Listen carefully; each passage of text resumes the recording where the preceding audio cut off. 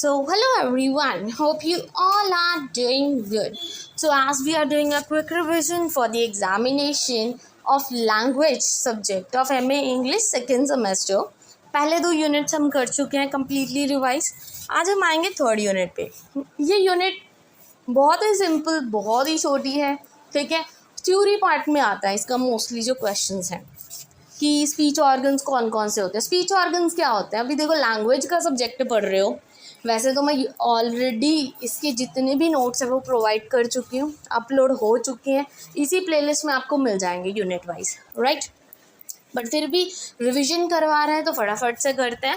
Speech organs क्या होते हैं? सबसे पहले तो ये पता होना चाहिए थर्ड यूनिट में. स्पीच ऑर्गन्स वो ऑर्गन्स होते हैं जो हमें हेल्प करते हैं साउंड को प्रोड्यूस करने में.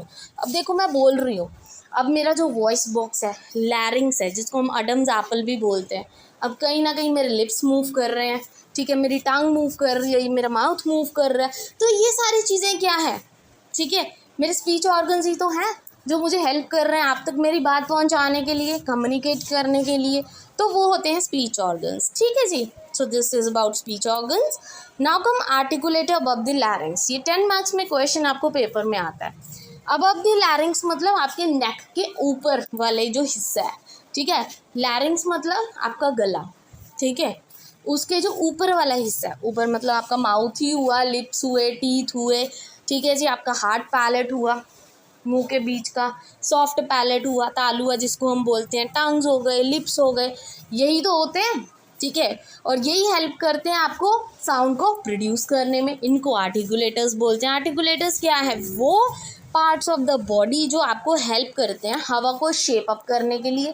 जैसे टंग है, मैं इसको राउंड कर सकती हूँ, अनराउंड कर सकती हूँ, मैंने जो वर्ड बोलना है उस अकॉर्डिंग बोल सकती हूँ. ठीक है जी. तो ये क्या होते हैं? आर्टिकुलेटर्स होते हैं.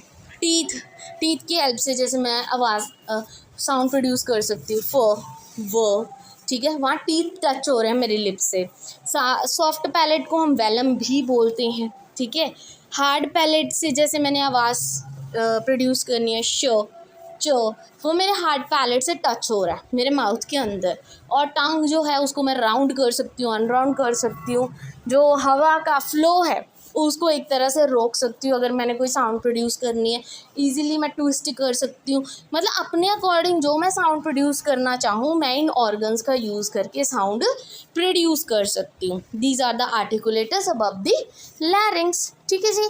This is all about today. This is unit 3. अगर आपने पूरा डिटेल में पढ़ना है, लंग्स किस काम आते हैं, टीथ कैसे काम आता है, तो वो मैं ऑलरेडी वीडियो अपलोड कर चुकी हूँ. ये सिर्फ रिविजन है, इसलिए इसको मैं सिर्फ बहुत ही सिंपल वे में, ठीक है, सिंपल एंड क्रिस्प वे में आपके लिए लेके आई हूँ ताकि आपको सारा रिवाइज हो जाए. So this is all about unit 3. Hope this video is useful for you. Video अच्छी लगी हो, इन्फॉर्मेटिव हो, then please don't forget to like and subscribe my channel. Thank you very much.